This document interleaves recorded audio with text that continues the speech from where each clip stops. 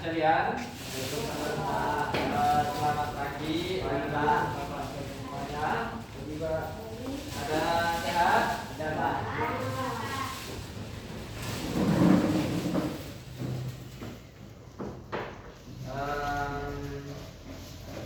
Pagi ini ada yang sarapan? Baik. Alhamdulillah. Yang mandi pagi? Pak. Mandi tahu Pak. Makan nasi goreng. Nonton. Pak. Nah, bisa kita mulai pembelajarannya? Maka dari itu sebelum kita belajar, marilah kita berdoa terlebih dahulu. Bila bisa dibantu Ihsan. Ya, enggak mulai.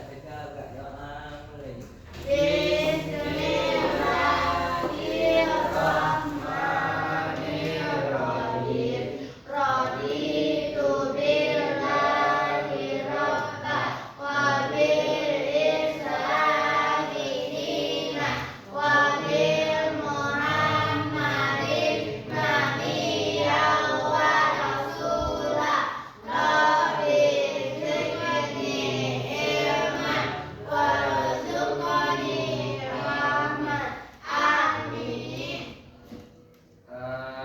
Sebelum kita mulai belajar, Bapak akan ambil saya dulu.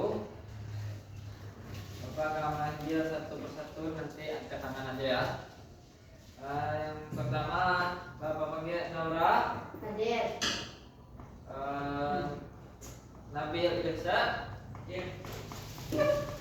Raffi Putra, Ihsan, Pak. Ipa, Selamat. Aini, Nabila, Tama, Hidayah. Pak. Pak. Kita doakan Tama cepat sembuh dan bisa bersekolah. Amin. Nah, kemarin kan kita sudah mengenal sistem pencernaan manusia. Kita melanjutkan pelajaran yang kemarin, yaitu sistem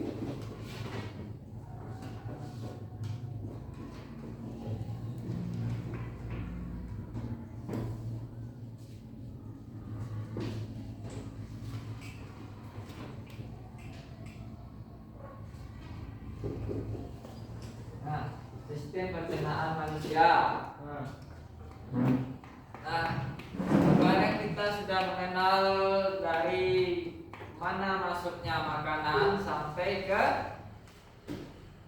pembuangan air besar. Nah, prosesnya yang pertama adalah masuk ke dalam mulut, lalu ke tenggorokan, terus ke lambung dan seterusnya.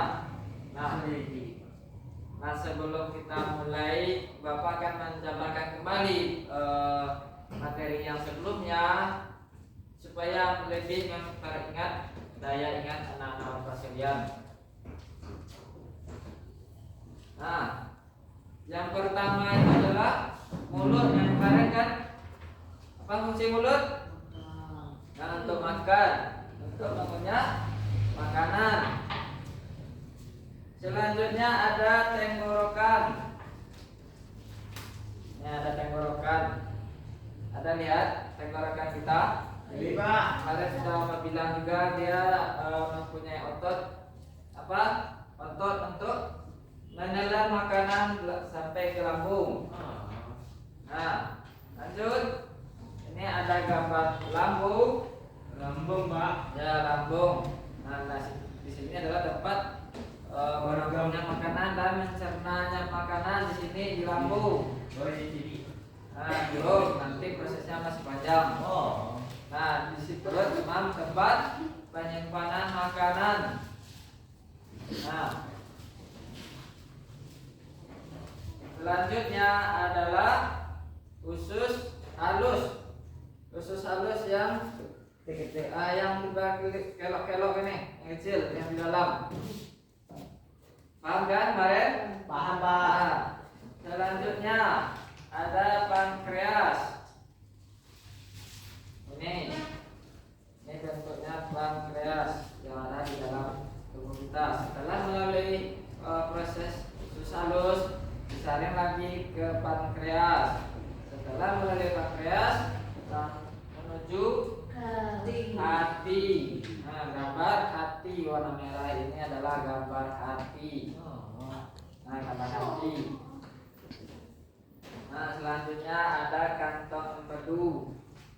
Nah, kantong pedu ini ada untuk menetralkan zat-zat makanan tersebut untuk menjadi nutrisi.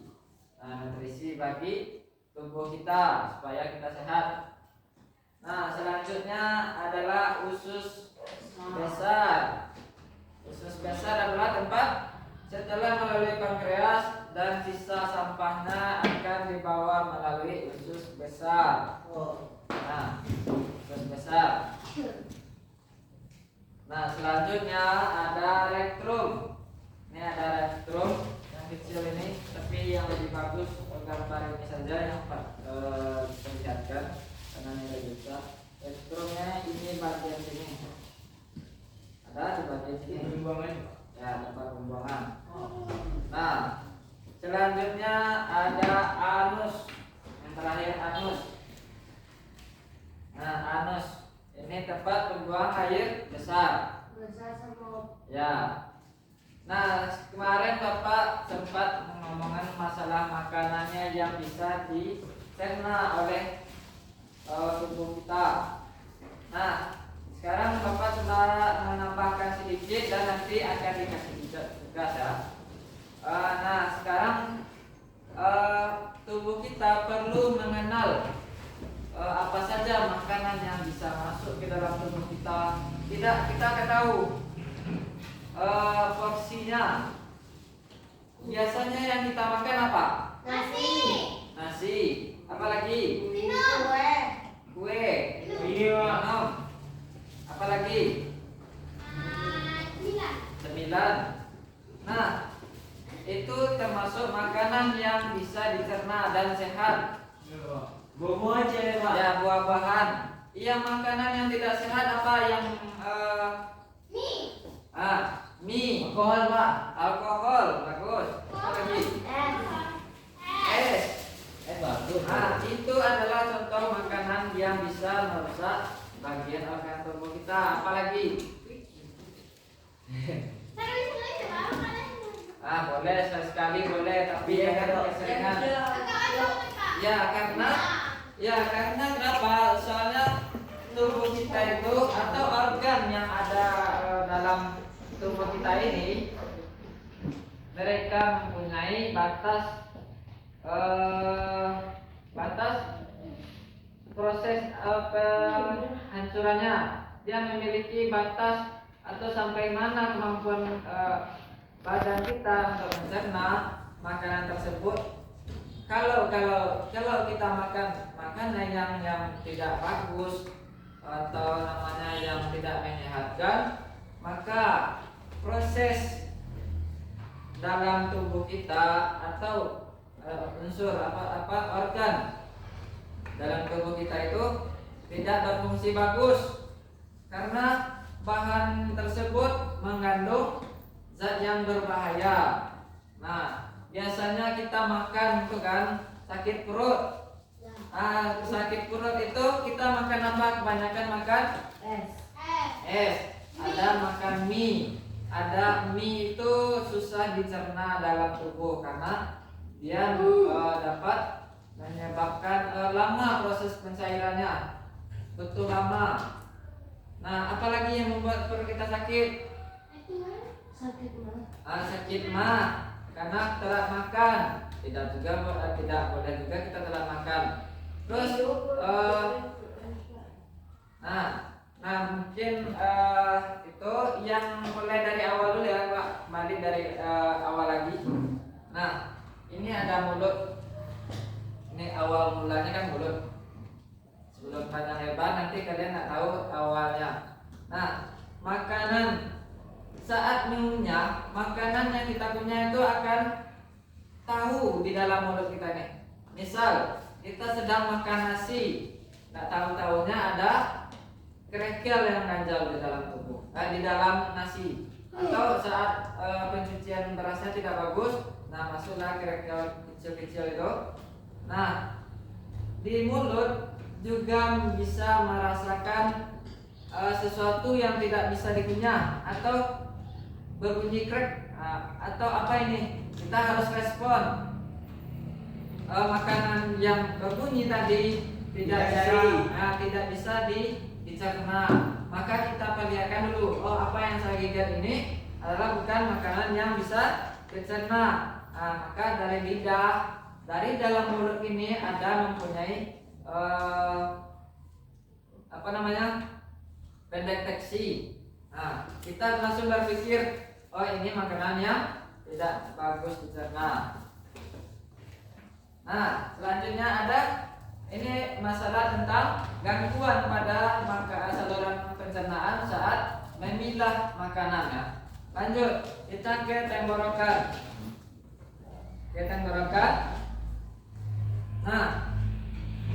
Selanjutnya masalah yang akan terjadi jika tidak memilih makanan yang bagus untuk kita. Yang selanjutnya adalah tenggorokan. Tenggorokan kita kalau makanan yang pedas kita makan dan bukan tersendak di tenggorokan akan batuk-batuk. Apa kita rasakan bila batuk-batuk kalau kita tidak pelan-pelan makannya yang pedas-pedas itu ya. Dan ada lagi kondisinya saat kita makan terlalu cepat, tersendak di tenggorokan, tercekik. Tidak boleh juga terlalu cepat makan atau tergesa-gesa makannya, harus pelan-pelan. Mungkin anak-anak bapak semuanya mungkin makanan ini terlalu enak, takut dihabiskan teman atau makan bersama. Makan sepuasnya cepat-cepat supaya memuaskan dahak perut, biar cepat kenyang dengan rasa makanan itu enak. Itu tidak boleh juga, itu kondisi saat kita makan. Selanjutnya lambung. Lambung yang Bapak bilang tadi, saat kondisi yang tidak bagus, makanan yang tidak bagus yang masuk ke lambung, contohnya makanan pedas tadi, telah makan. Di dalam lambung ini ada namanya asam. Kalau terlalu banyak asam di dalam perut, tidak ada makanan yang akan diproses, dia akan sakit mah atau nyeri lambungnya. Bisa-bisa karena asam tersebut banyak di dalam perut akan mengakibatkan luka atau iritasi di dinding lambungnya itu. Itu juga mengakibatkan sakit mah, nyeri. Apalagi yang terjadi di lambung? Karena panas, makanannya pedas, juga mengakibatkan diare. Diare tahu, mencret-mencret, karena makanan yang di dalam perut itu terlalu pedas dan membuatnya menjadi panas. Menghasilkan panas dari perut, maka dia akan melilit perut kita atau merasa sakit perut juga. Ada mengerti? Maka dari itu kita harus memilah-milah makanan yang sesuai bagi tubuh kita. Jangan berlebihan, jangan sembarangan. Itu Bapak tekankan teman-teman sekalian biar hidupnya sehat. Selanjutnya ada usus halus. Usus halus dari lambung tadi, sisa makanan akan mengalir ke usus halus. Usus halus juga dia memiliki efek dari makanan yang kita makan adalah dia agak kaku atau kejam ototnya, jadi susah dilalui makanan. Ada mengerti? Selanjutnya ada pankreas. Pankreas ini dia bisa menghasilkan lemak, protein dan karbohidrat. Dia prosesnya menghasilkan protein, lemak, dan karbohidrat. Nah, selanjutnya hati. Nah, warna merah ini adalah hati. Nah, kalau hati tugas adalah mencerna lemak dan beberapa vitamin. Ada tahu nanti Bapak akan kasih tugas. Silakan Bapak tulis yang Bapak akan sampaikan tadi, manfaat dan akibat dari makanan yang kita makan terhadap organ kita. Nanti Bapak akan kasih tugas. Nah, kalian kerjakan nanti ya. Iya, iya. Nah, selanjutnya ada kantong empedu. Kantong empedu dia akan menyimpan atau mengonsentrasikan empedu dari organ hati. Nah, yang tadi yang dihasilkan oleh hati adalah lemak dan vitamin. Nah, setelah kantong empedu, selanjutnya adalah usus besar. Nah, usus besar juga ada akibatnya karena ada namanya usus buntu. Usus buntu nih, yang namanya usus buntu yang di sini. Apabila Bapak makan ada namanya biji-bijian atau misal biji jambu biji, kan keras tuh, susah diproses. Dia masih bisa melewati usus halus, tapi dia akan menjadi penumpukan di sini. Tambah banyak dia akan menumpuk di sini. Maka dia akan membesar. Tidak tahu kelamaan dia menumpuk di sini menjadi usus buntu di usus buntu. Nah, maka kita juga perlu memilah tadi. Ada Pak? Ambil. Nah, kalau udah usus buntu, udah sakit perut di sini, ada nyeri di sini, otomatis dioperasi. Operasi kita lagi. Mau apa seperti itu? Tidak. Nah, tidak. Maka dari itu jaga pola makannya. Nah, yang selanjutnya adalah rektum. Rektum ini tempat penyimpanan atau penampungan sisa makanan kemarin. Yang tadi, yang kemarin kita makan, dia akan sisa makanannya akan ada ditampung sini, dia akan menumpuk sedikit demi sedikit, dia akan menumpuk. Kadang anak bapak mau buang air besar tapi ditahan-tahan, juga akan sakit. Nah, nanti kalau saat merasakan perut udah mau mules atau mau buang air besar, jangan ditahan-tahan. Nanti juga akan mengakibatkan kejang dan di sini karena penuh. Kadang karena kepenuhan dia juga bisa susah keluar. Susah keluar kan? Mengedan kita susah keluar. Nah, dari efeknya itu juga dari makanan tersebut juga, karena kurang mengandung air. Nah, kita juga harus banyak minum air untuk menyehatkan rektum ini. Nah, selanjutnya adalah anus.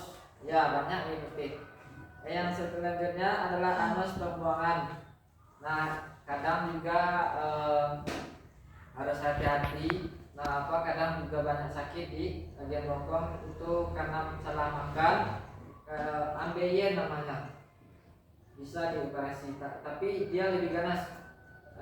Jadi maka dari itu hati-hatilah anak bapak untuk mengkonsumsi makanan. Nah, ada yang bertanya? Ada paham semuanya? Selanjutnya bapak akan kasih gambar ini kepada anak bapak sekalian. Nanti tulislah apa fungsi dari organ tersebut dan apa yang dihasilkannya. Ada ngerti? Nah, bapak akan mengaca-ngaca ini seberapa paham anak bapak, nanti ditulis per masing-masing, tidak semuanya. Jadi bapak milih yang bapak suka aja. tentang pemahaman anak Bapak. Nah, Bapak pilih satu-satu saja. Nih, caranya satu-satu.